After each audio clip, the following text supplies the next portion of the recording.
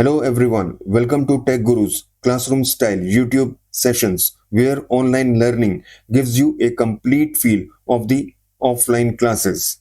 Now let me ask you something. ये जो Instagram होता है, ये कैसे डिसाइड करता है कि कौन कौन सी पोस्ट आप लोगों को दिखाई जाए, या फिर ये जो ई कॉमर्स साइट्स होती हैं, Amazon हुआ, फ्लिपकार्ट हुआ, ये कैसे डिसाइड करता है कि आपको कौन से प्रोडक्ट्स दिखाए जाएं, या फिर कोई भी कंप्यूटर गेम है, वो कैसे डिसाइड करती है कि कौन जीता कौन हारा? क्या वो कोई मैजिक यूज करते हैं? नहीं, वो कोई मैजिक यूज नहीं करते. They make use of decisions. Okay, and in programming decisions are made using conditional statements. Okay, conditional statements. If the program cannot make decisions, it is as good as a calculator. But once you master the conditional operator, your program starts thinking. It starts to think. Okay. In today's day 15 session, we are going to master the following types of if statement. Number one, the simple if statement. Number two, if else statement. Number three, if else statement. Number four, nested if statement. Number five, shorthand if statement. And last but not the least, the powerful ternary condition expression. So by the end of this class, you just won't be writing the conditions. You would be designing the logic. You would be writing the logic. तो ठीक है, फिर start करते हैं आज का day 15 session. अब जो हमने इफ स्टेटमेंट्स देखी हैं, ओके, तो ये जो इफ स्टेटमेंट है, ये क्या है? It's a conditional statement. ठीक है, तो इफ स्टेटमेंट को हम इफ कंडीशनल इफ स्टेटमेंट भी बोल सकते हैं. ठीक है, तो जितने भी हमने टाइप्स देखे हैं इफ स्टेटमेंट के, वो क्या है? वो कंडीशनल इफ स्टेटमेंट्स हैं. और जो कंडीशनल स्टेटमेंट्स होती हैं, उनकी क्या फंक्शनैलिटी होती है?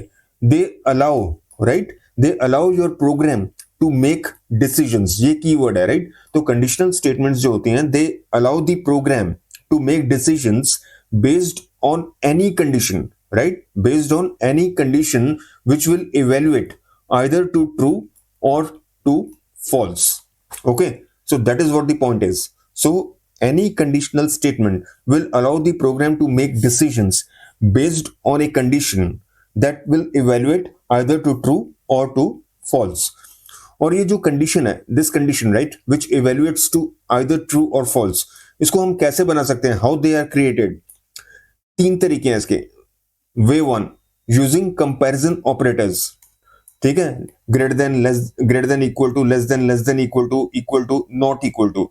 ये कंपैरिजन ऑपरेटर्स ऑलरेडी हम डिस्कस कर चुके हैं. लॉजिकल ऑपरेटर्स भी हम डिस्कस कर चुके हैं, राइट. एंड, और, and, not, right, which are used to combine conditions. Okay, ये भी हम अच्छी तरह डिस्कस कर चुके हैं. And similarly Python's truthy and falsy values. Truthy और फॉल्सी का मैंने रिवाइज कराया, तो एक रिफ्रेशर है, राइट. आप फॉल्सी वैल्यूज याद रख लो, राइट. अगर आप, if you can remember, right, falsies values क्या है? 0 है, 0.0, नल स्ट्रिंग है. ठीक है, एम्प्टी लिस्ट हो गया, ये एम्प्टी डिक्शनरी हो गया, एम्प्टी सेट हो गया, नन हो गया, फॉल्स हो गया, right. And any other value. और ये डे 12 है, देख लेना, डे 12 में सब कुछ डिस्कस हो चुका है, राइट. ये ट्रूथी और falsies values. And any other value besides this value is a truthy value, right. In values के अलावा जो भी वैल्यू आएगी वो होगी truthy value, right. So this is the complete list of the falsy values, and all other values besides these values are truthy values. Okay.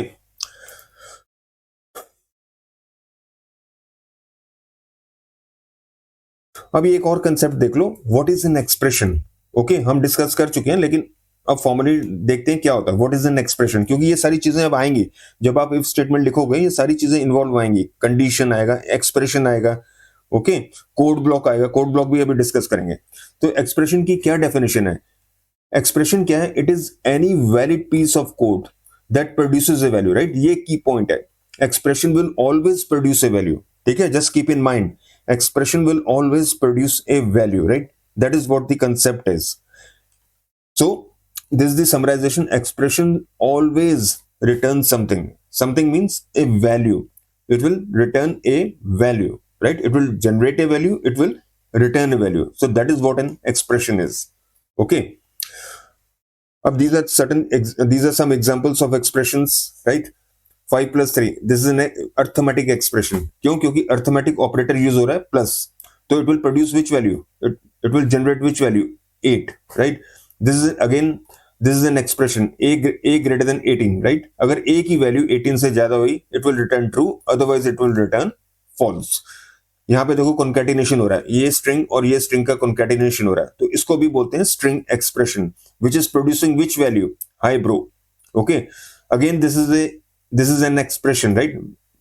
It generates what? It returns what? 3. What is 3? The length of this list. ठीक है, ये list है ना, देखो bracket में आ रही 1 2 3. How many elements of the list? 3. That's why the length is 3.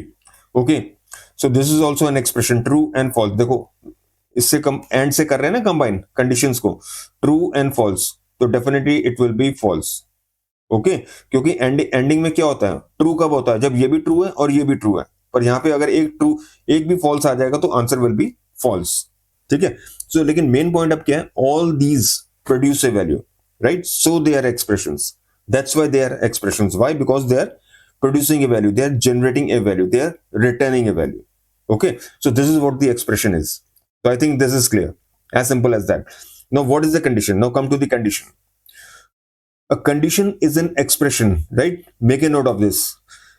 Condition is an expression that is used inside a decision making structure, right? So what is the condition? It's an expression that is used inside a decision making structure. जैसे if statement होती है, अभी हम देखेंगे. While statement coming session में देखेंगे, forthcoming sessions में देखेंगे, right?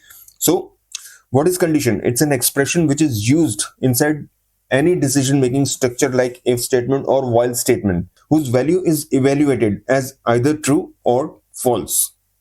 Okay, so a condition is not different thing from an expression. It is a role played by an expression. Okay, तो इसका क्या मतलब हुआ? समराइजेशन देख लो, अभी इस एग्जांपल स्क्रिप्ट से देख लो. a is equal to 20. If a is greater than 18, print adult. अब इसमें देखो एक्सप्रेशन क्या है, a greater than 18 is an expression, right? Inside if, अब देख बोला था ना डिसीजन मेकिंग स्ट्रक्चर में एक्सप्रेशन यूज हो रहा है ना, तो इसको अब ये क्या बन जाएगी? Condition. The expression when it is used, right, inside a decision making structure, right, it becomes a condition which will evaluate either to true or to false. So inside if, that is what is being said here. Inside if it becomes a condition, right? So that means same code but different rules.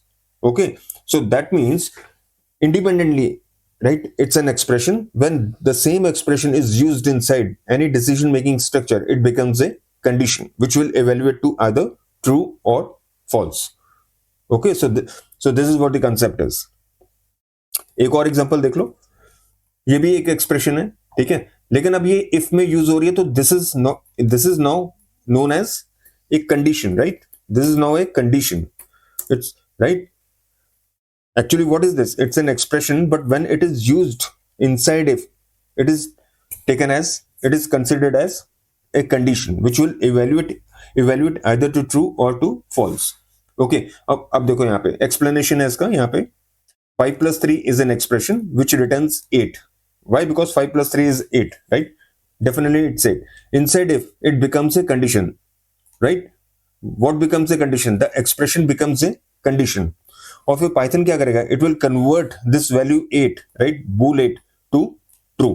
क्योंकि हमने discuss किया था ना कि 0 जो होती है वो फॉल्स ही होती है, any other value beside 0 is true. So 8 is true, right? और इंटरनली कैसे होता है? इंटरनली क्या करता है? ये बूल फंक्शन अप्लाई होता है, राइट? उस पर कोई भी वैल्यू है उस पर बूल फंक्शन अप्लाई होता है. Okay, so bool 8 will evaluate to true. हाँ, अगर यहाँ 0 होता, कोई भी फॉल्स ही वैल्यू होती, क्योंकि 8 क्या है? ट्रूथ ही वैल्यू. ओके, और कोई फॉल्स ही वैल्यू होती, that would be evaluated as false, right? क्योंकि हमने देखा था ना यहाँ पे, भाई ये रे फॉल्स ही वैल्यूज देखी थी ना, ये हेयर इट इज. तो इसके अलावा कोई भी वैल्यू है वो ट्रूथ ही है. वैल्यू कौन सी थी हमारे एग्जांपल में? 8. So what is it? It's not false ही, इट्स ट्रूथ ही. तो बूल फंक्शन लगा के, इंटरनली बूल फंक्शन लगता है, ठीक है? पाइथन हाइड करता है, एब्स्ट्रैक्ट करता है इस चीज को.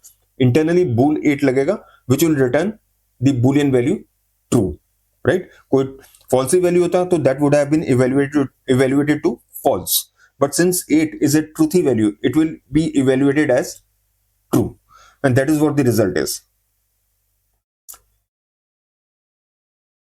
Here you are, right? So Python will convert it using bool. This is what happens internally, right? You need not bother it, right? Python का काम है, don't worry. Python abstract कर रहा है इस चीज को। आपको बस ये ध्यान रखना कौन सी ट्रूथी वैल्यू है, कौन सी फॉल्सी वैल्यू है। जो ट्रूथी वैल्यू होगी it will B evaluated to true, and whatever is the false value, it will be evaluated to false. This is what you need to remember, right? What is happening internally, you basically don't bother about that. But if you have a knowledge of that, nothing like that, right? It would be a big plus if you know what internally is going on. Okay, so I hope this is clear. चलो finally ये आते हैं दूसरे अपना एक अगले concept पे, code block, जिसका मैंने जिक्र किया था, राइट। कोड ब्लॉक क्या होता है? One or more statements, right? One or more Python statements that belong together, right? Which are together, right? And are executed as a group. Okay. So code block क्या होता है? One, it is a set or it's a group of one or more valid Python statements. As simple as that. Okay. अब ये देख लो, अगर जिन्होंने C और Java किया होगा, right? उसमें क्या होता है? उसमें होता है ये वाले कर्ली ब्रेसेस आप यूज करते हो, ये वाले, इससे कोड ब्लॉक बनता है, इससे शुरू होता है और इससे खत्म होता है।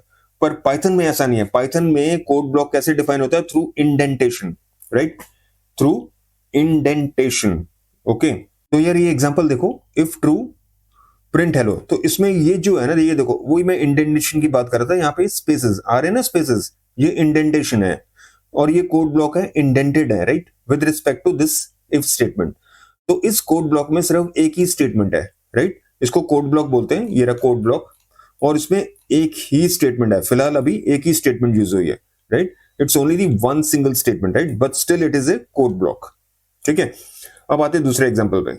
ये देखो, यहाँ पे मल्टीपल स्टेटमेंट्स है, जैसे यहाँ पे इफ ट्रू। अब ये देखो, ये कोड ब्लॉक बना आपका, इंडेंटेड है ये भी, right? Indented with respect to this statement if. कितने स्टेटमेंट्स हैं? स्टेटमेंट 1, स्टेटमेंट 2 और स्टेटमेंट 3। तो कहने का मतलब ये है कि कोड ब्लॉक में एक either it will consist of single statement or it can be multiple statements, 2 statement, 3 statements and so on as per the requirement। ठीक है, इसका एनालिसिस देख लो। अब ये जो कोड ब्लॉक है, इट कंटेन्स स्टेटमेंट 1 में क्या है? ये वाली प्रिंट लाइन 1। स्टेटमेंट 2 में क्या है? Print line 2। स्टेटमेंट 3 में क्या है? लाइन 3। तो कोड ब्लॉक में कितनी है? इस कोड ब्लॉक में कितनी है total? All 3, right? All these 3 statements together form one code block. ठीक है, तो सिंपल डेफिनेशन देख लो कोड ब्लॉक की क्या होती है, right? A code block, it is a group of one or more statements that are executed together, right, and are defined using the indentation, right? ठीक है, indentation क्या थी? indentation ये रही, this is what the indentation is, right? ये देखो indentation, okay? ये if यहां नहीं आ रही, यहां से शुरू नहीं हो रही, ये यहां से शुरू हो रही है, कुछ स्पेसेस आगे, कुछ स्पेसेस आगे, this is what is known as indentation। okay, I hope this is clear। चलो स्टार्ट करते हैं अपनी पहली इफ स्टेटमेंट से, जिसको बोलते हैं सिंपल इफ स्टेटमेंट। ओके, ये बिल्कुल बेसिक इफ स्टेटमेंट है। इसका क्या सिंटेक्स है? इफ कंडीशन और स्टेटमेंट। अब कंडीशन हम देख चुके हैं, कंडीशन या तो ट्रू रिटर्न करेगी या फॉल्स रिटर्न करेगी जब ये इवेल्युएट होगी। ठीक है, जब कंडीशन इवेल्युएट होगी तो it will return either true और फॉल्स। और ये स्टेटमेंट क्या है? ये कोड ब्लॉक है। कोड ब्लॉक हम अभी देख चुके हैं। कोड ब्लॉक में क्या होता है? It consists of either single statement or multiple Python statements। ठीक है, अब मेन पॉइंट क्या है? जब ये कंडीशन इवेल्युएट होगी, वो हमने देख लिया कि ट्रू या फॉल्स होगी, लेकिन अगर ट्रू रिटर्न किया तभी ये स्टेटमेंट चलेगी, नहीं तो ये स्टेटमेंट स्किप हो जाएगी। ठीक है, तो इस स्टेटमेंट के एग्जीक्यूशन का क्या क्राइटेरिया है? Only if this condition evaluates to true. If it is false, this statement or statements would be skipped और कंट्रोल कहां चला जाएगा? to the next statement which follows the if statement।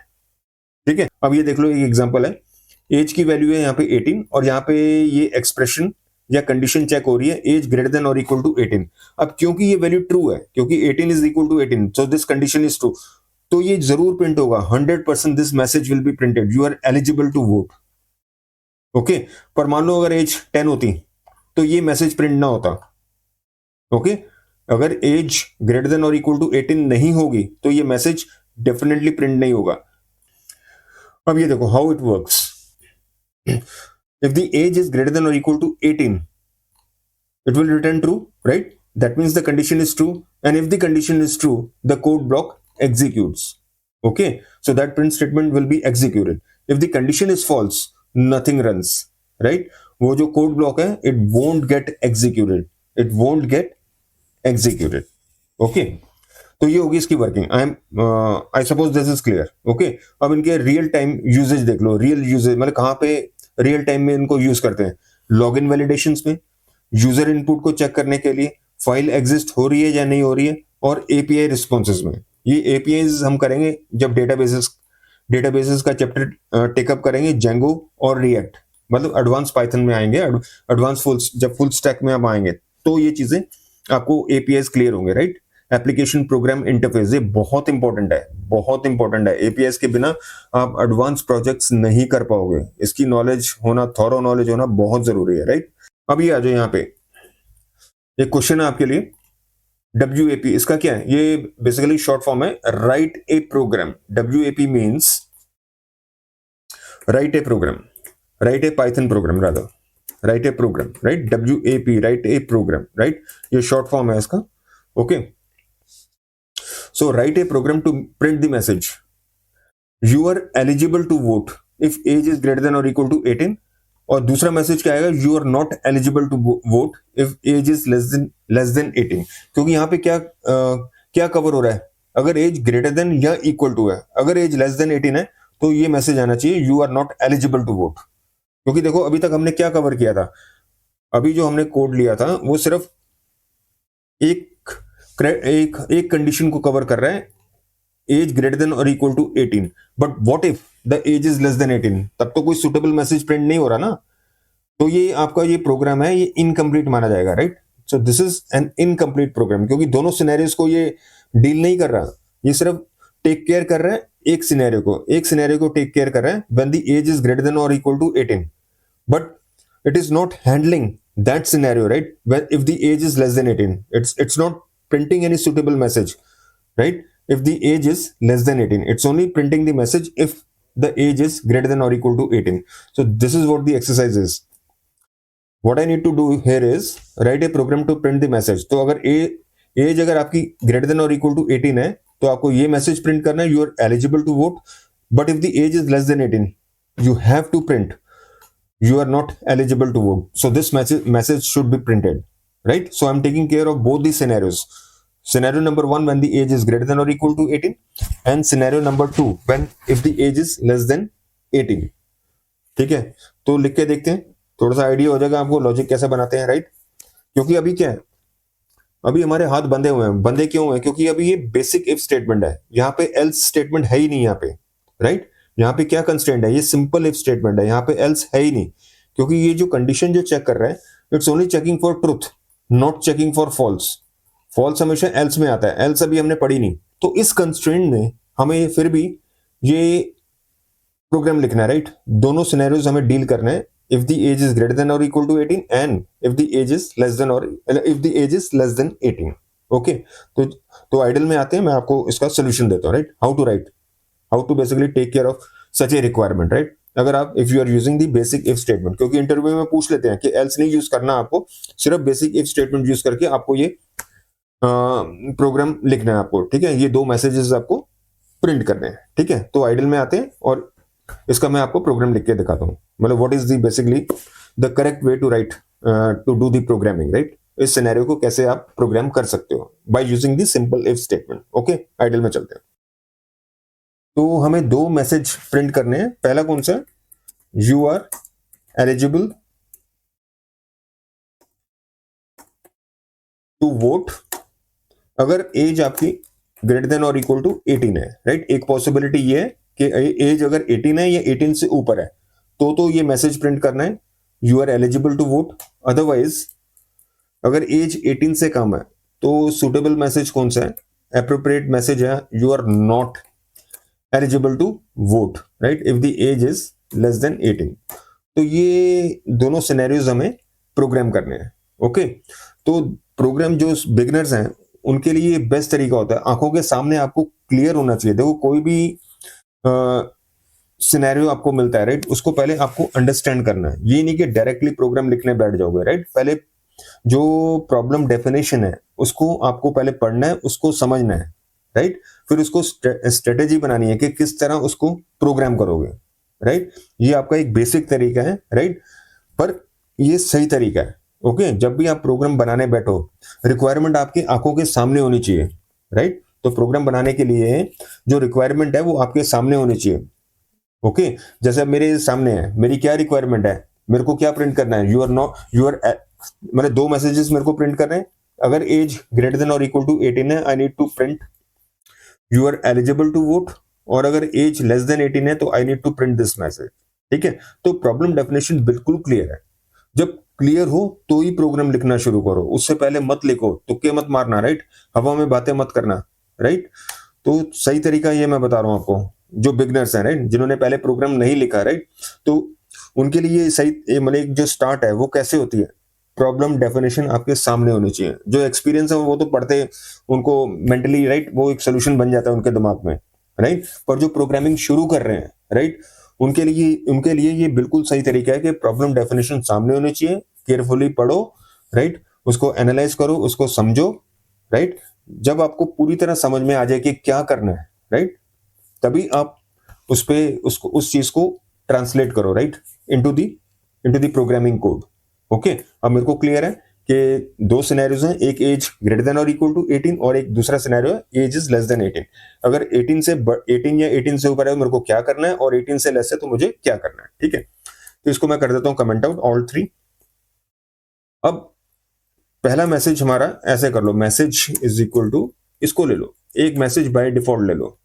मैं ये अज्यूम कर रहा हूं कि एज मेरी 18 से लेस है, मैं माइनर है, राइट। तो ये मैसेज प्रिंट कर लो। ठीक है, सॉरी प्रिंट नहीं, मतलब ये असाइन कर लो, एक वेरिएबल डिफाइन कर लो, राइट, और उसमें एक वैल्यू असाइन कर दो। ओके, तो message will contain this value, you are not eligible to vote.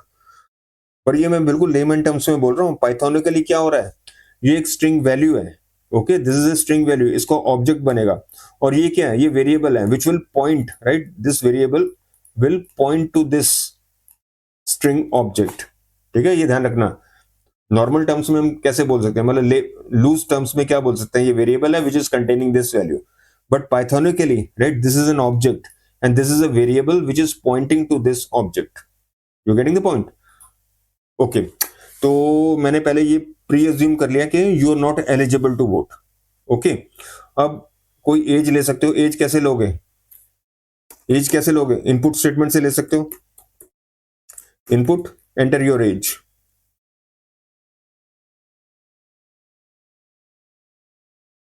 कोई भी अप्रोप्रिएट मैसेज आप लिख सकते हो। मैं तो एक सजेस्टेड मैसेज है, आप कोई भी प्रॉम्प्ट दे सकते हो, सुटेबल प्रॉम्प्ट लगा सकते हो, एंटर योर एज। ओके, लेकिन अब दिक्कत क्या होती है, इनपुट का जो जो वैल्यू होती है, जो वैल्यू रिटर्न करता है वो क्या होती है, स्ट्रिंग होती है। ठीक है, वो होती है स्ट्रिंग। तो एज क्या आ जाएगी, वो स्ट्रिंग वैल्यू आ जाएगी, न्यूमेरिक नहीं होगी। तो इसको टाइप कास्ट करो इंट में, तो this is the best way. ठीक है, आपकी इंटीजर वैल्यू आ जाएगी। ओके, तो एज आ गई आपकी इंटीजर, इंटीजर में। अब ये चेक करो,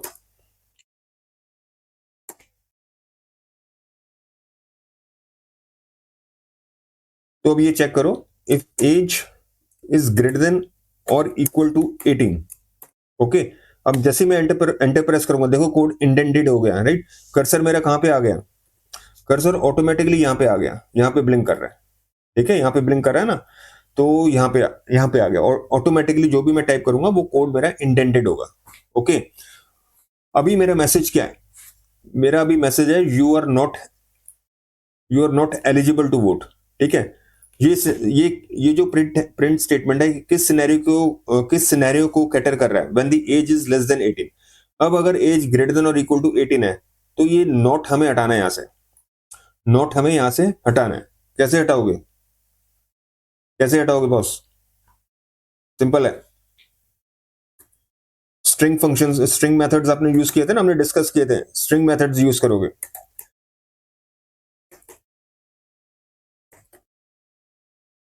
मेरे को पता है इसमें एक्स्ट्रा क्या है, नॉट। स्पेस को रिप्लेस करना है किससे, एम्प्टी स्ट्रिंग से, ठीक है। तो क्या बन जाएगा, you are eligible to vote, okay, that's it. यहां सिंपली प्रिंट कर दो मैसेज, दैट्स इट, ठीक है जी, और इसको सेव कर दो।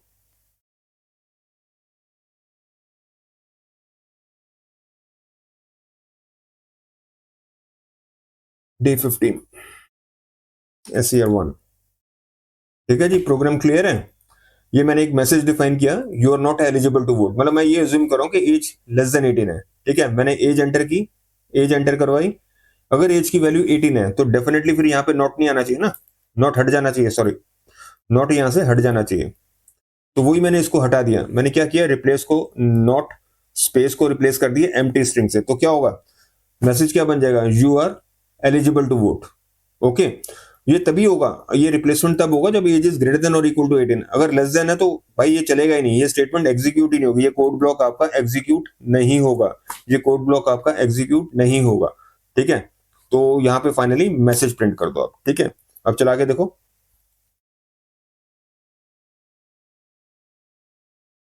ठीक है। अब ये एज मांग रहा है, मान लो मैं एज देता हूं 25, आ गया, you are eligible to vote, अब नोट कर रहे हो वो नॉट हट गया, ओके, वो नॉट हट गया।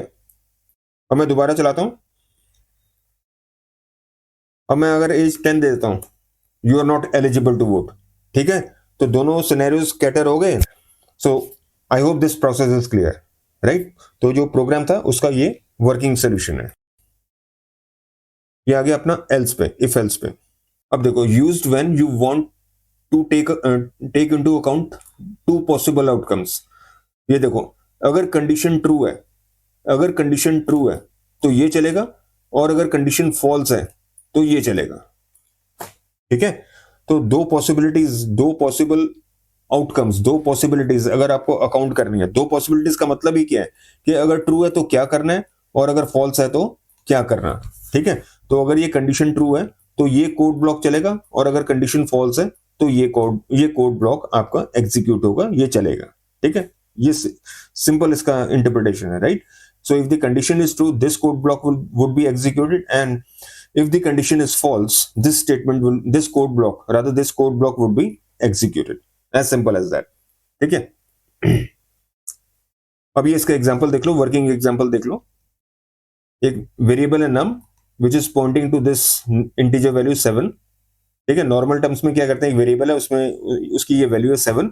अब ये क्या कर रहा है, मॉडुलस, मॉडुलस क्या करता है, रिमाइंडर देखता है, राइट, रिमाइंडर देखता है। अगर तो रिमाइंडर 0 है तो that means the number is even, else it's odd. तो बेसिकली ये एग्जांपल क्या कर रहा है, किसी भी नंबर को टेस्ट कर रहा है कि वेदर इट्स ऑड और इवन, क्योंकि अगर किसी भी नंबर को 2 से डिवाइड करेंगे और उसका अगर रिमाइंडर 0 है तो 100% that number is even, otherwise it's odd, ठीक है। तो दोनों पॉसिबल आउटकम्स हमने डिस्कस कर लिए कि ट्रू है तो क्या करना है और फॉल्स है तो क्या करना है, ठीक है जी। तो इसका एक्सप्लेनेशन देख लो, if that number is divisible by 2, divisible by 2 मतलब रिमाइंडर आपका 0 है तो it's an even number, else it's an odd number, ठीक है जी। तो रियल यूज केस देख लो, पेमेंट है, पेमेंट अगर आप कर रहे हो सक्सेस होगा या फेलियर होगा, राइट। लॉगिन है, सक्सेस होगा या फेलियर होगा, ठीक है। रिजल्ट में क्या होगा, या तो पास होगा बंदा या फेल होगा, दो ही पॉसिबिलिटीज हैं, दो ही पॉसिबल आउटकम्स हैं, ठीक है। अगर आप कोई पेमेंट इनिशिएट कर रहे हो, या तो it would be a success or it would be a failure, ठीक है। आप किसी सिस्टम में लॉग इन कर रहे हो, either it would be a success or it would be a failure, right. Failure होने के बहुत सारे कॉजेज हैं, एक मेजर कॉज है इनवैलिड पासवर्ड, राइट। एग्जाम दे रहे हो, राइट, इधर you would pass the exam or you would basically be failed in the exam, right, you would fail in the exam, ठीक है। अब क्वेश्चन क्या है, right an alternate to the above example, right. ये तो अभी मैंने क्या किया, मॉडुलस से देखा ना। अब मॉडुलस के अलावा कैसे आप कर सकते हो ऑड और इवन डिटरमाइन, किसी भी नंबर को ऑड और इवन कैसे पता लगा सकते हो, लगा सकते हो, ये हम डिस्कस कर चुके हैं भाई, कर चुके हैं।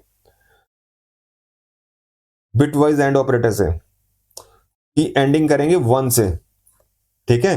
किसी भी नंबर की एंडिंग बिट वाइज एंडिंग करो 1 से, अगर तो वो ऑड है, ठीक है, अगर तो वो ऑड है 1 रिटर्न करेगा, इवन है तो 0 रिटर्न करेगा, ठीक है। याद है, अगर आपने वीडियोस फॉलो किए हैं पिछले वाले, राइट, बिटवाइज एंड वाला, अगर 1 से एंड करोगे और अगर नंबर ऑड है इट विल रिटर्न 1, और अगर नंबर इवन है इट विल रिटर्न 0। ओके, करके देखना है, करके देखना है, चलो कर लेते हैं, चलते हैं आइडल में। एक नई स्क्रिप्ट फाइल बना लेते हैं। फाइल, न्यू फाइल, इसको सेव कर लो, SCR2, नंबर है कोई भी नंबर ले लो।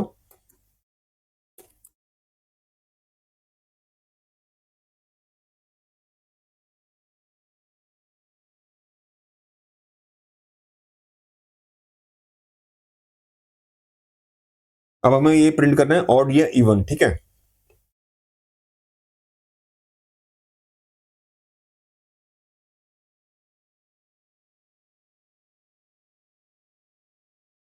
अरे यार, इक्वल, इक्वल टू, नम को एंडिंग करो 1 से, बिटवाइज एंड लगाओ 1 से, ठीक है। अब यहाँ पे इफ लगा लो, if result is equal to 1। Okay, 1 का मतलब क्या हुआ, ऑड।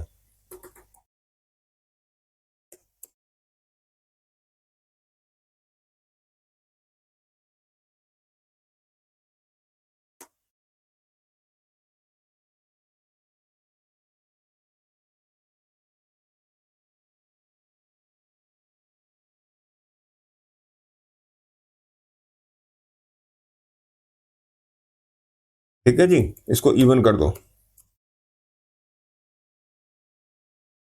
ओके, इसको सेव करो और चलाओ। इनवैलिड सिंटेक्स, क्या कर दिया, ओहो, बताओ क्या गड़बड़ की। ये असाइनमेंट हो गया भाई, इक्वालिटी नहीं हुआ। ये ये वही है कि डिफरेंट लैंग्वेजेस में काम कर रहे हो ना, तो इस तरह की लोचे हो जाते हैं। Number, right, odd number enter करो, द नंबर इज ऑड, ठीक है। और अब चलाओ, को इवन नंबर दे दो, जैसे 6, ठीक है, 6 इज इवन, ठीक है, हो गया, राइट, सही रिजल्ट आ गया, ठीक है। तो आते हैं अपने तीसरे टाइप पे, तीसरे इफ के टाइप पे, इफ, एलिफ और एल्स।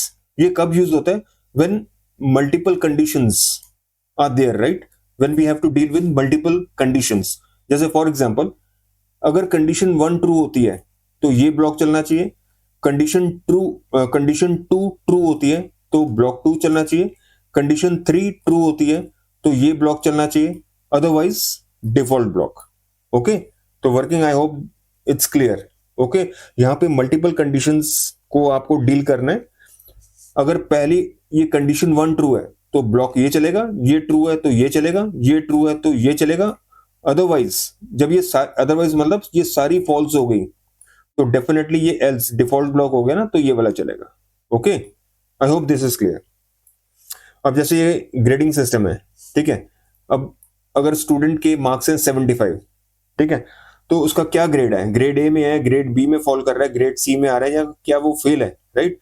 ये देखो यहाँ पे पहली कंडीशन क्या है, अगर मार्क्स स्टूडेंट के ग्रेटर देन और इक्वल टू 90 है तो ग्रेड ए असाइन होगा उसको। अगर स्टूडेंट के मार्क्स ग्रेटर देन और इक्वल टू 75 है तो उसको ग्रेड बी मिलेगा। अगर उसके मार्क्स ग्रेटर देन और इक्वल टू 50 है तो ग्रेड सी होगा, otherwise is fail. Okay, so this is what the working is. Okay, तो आइडियल में चल के इसको, इस प्रोग्राम को इंप्लीमेंट करके देखते हैं, ठीक है। चलो फिर चलें आइडियल में। एक नई फाइल खोल लेते हैं, फाइल, न्यू, इसको सेव करो, SCR3,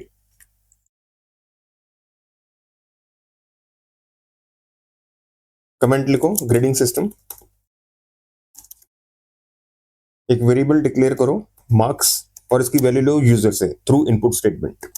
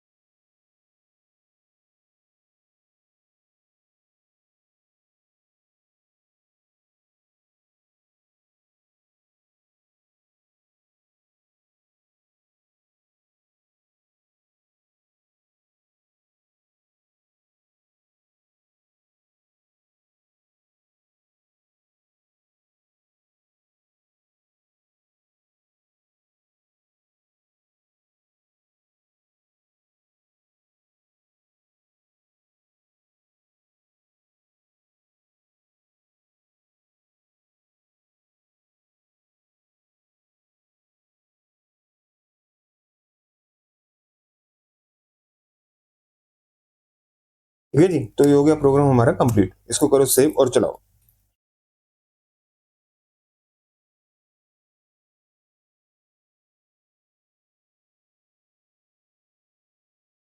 ठीक है, एंटर द मार्क्स 10 कर देते हैं, फेल हो जाएगा।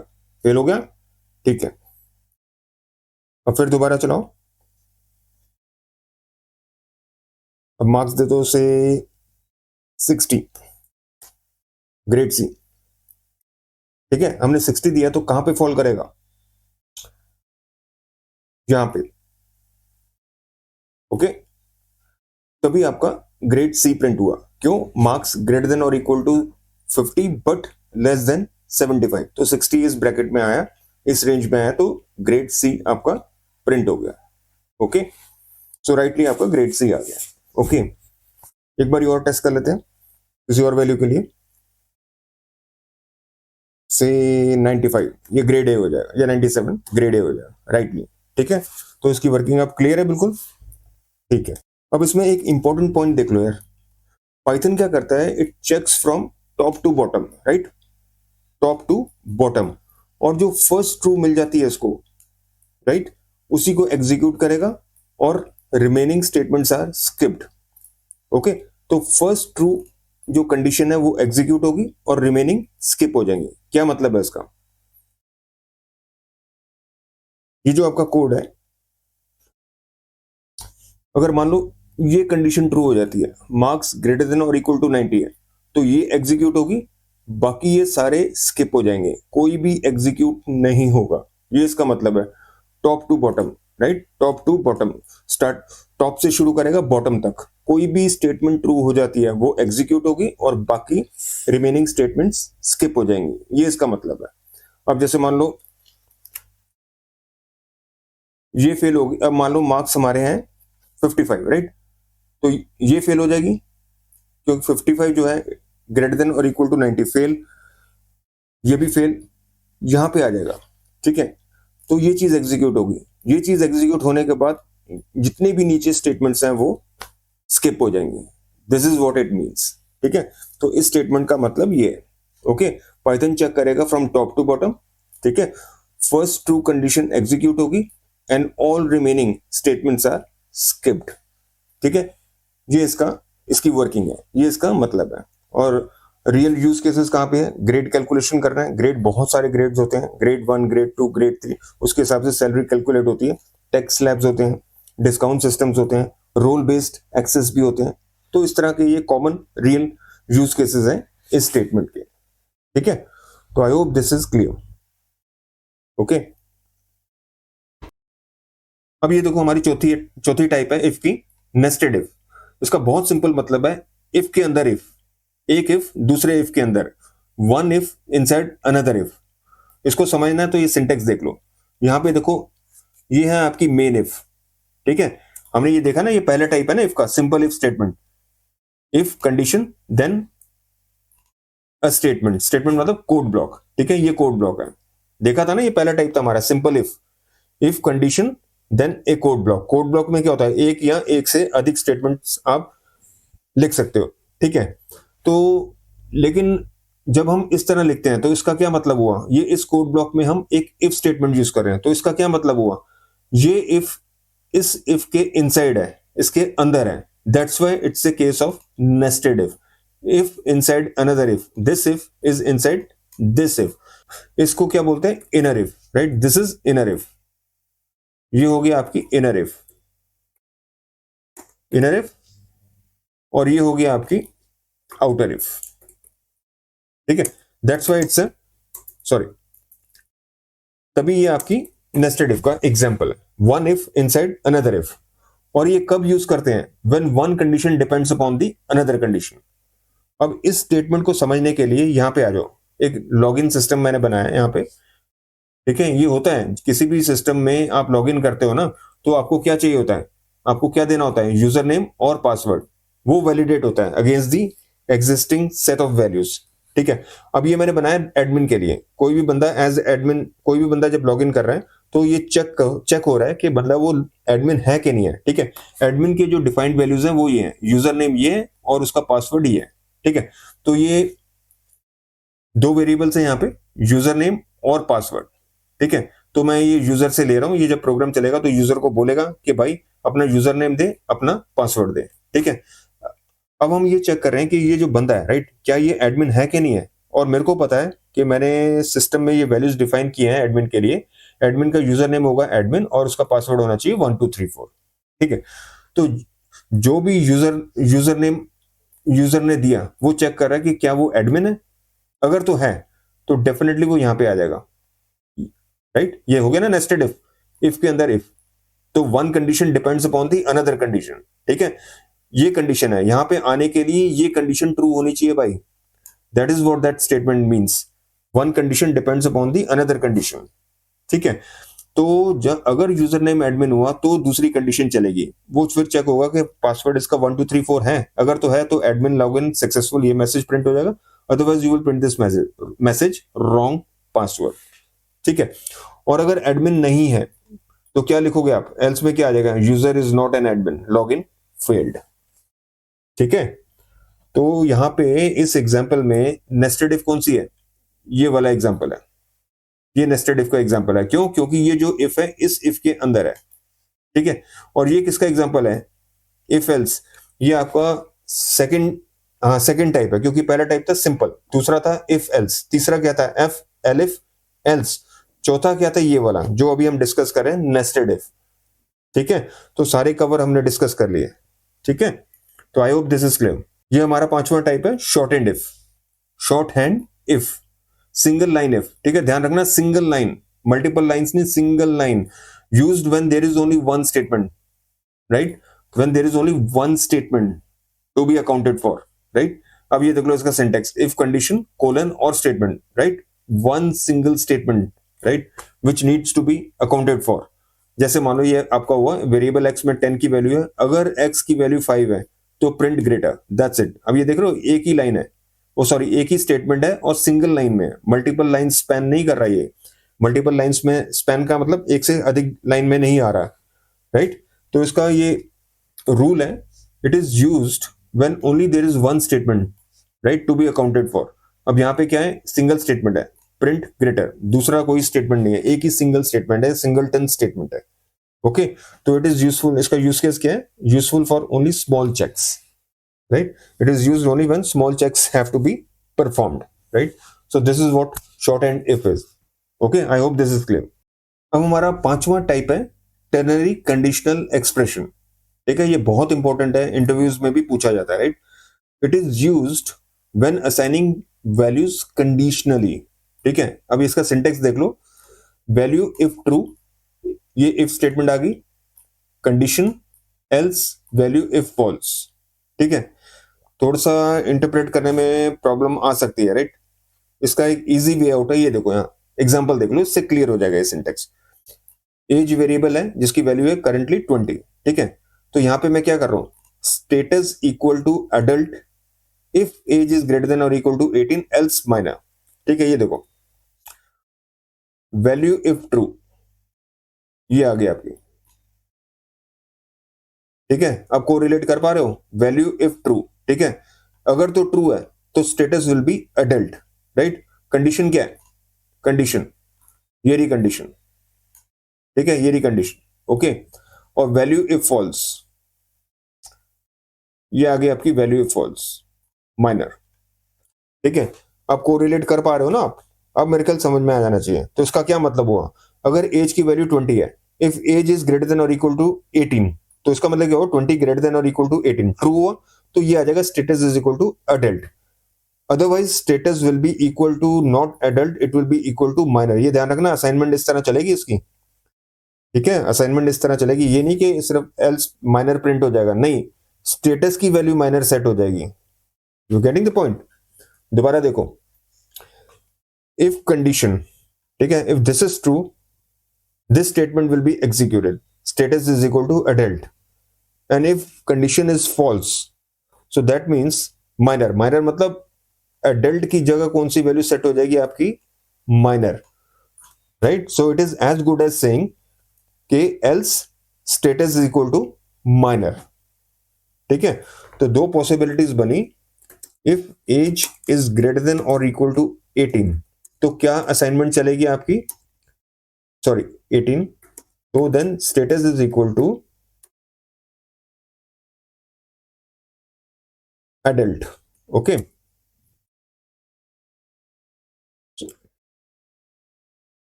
ठीक है, otherwise else status will be equal to minor. ठीक है, ये इसका इंटरप्रिटेशन हुआ, right. So this is the working. फिर उसके बाद आप स्टेटस प्रिंट कर दोगे तो आउटपुट डेफिनेटली एडल्ट होगा, क्योंकि एज 20 और ये कंडीशन ट्रू हो रही है तो ये एग्जीक्यूट हो रही है, status is equal to adult. ठीक है, ये एक बार करके देख लेते हैं, ये थोड़ा सा कंफ्यूजन हो सकता है इनिशियली, राइट। जिन्होंने पहले टर्नरी ऑपरेटर नहीं किया, राइट, जिन्होंने सी जावा किया उनको पता है। ठीक है, जो फर्स्ट टाइमर्स है उनके लिए थोड़ा सा कंफ्यूजन हो सकता है, राइट। तो बेटर हम आइडल में चल के इसको देख लेते हैं एक बार। ठीक है, चलो आइडल में आते हैं। अब एक नई फाइल खोल लेते हैं, इसको सेव करो, SCR4।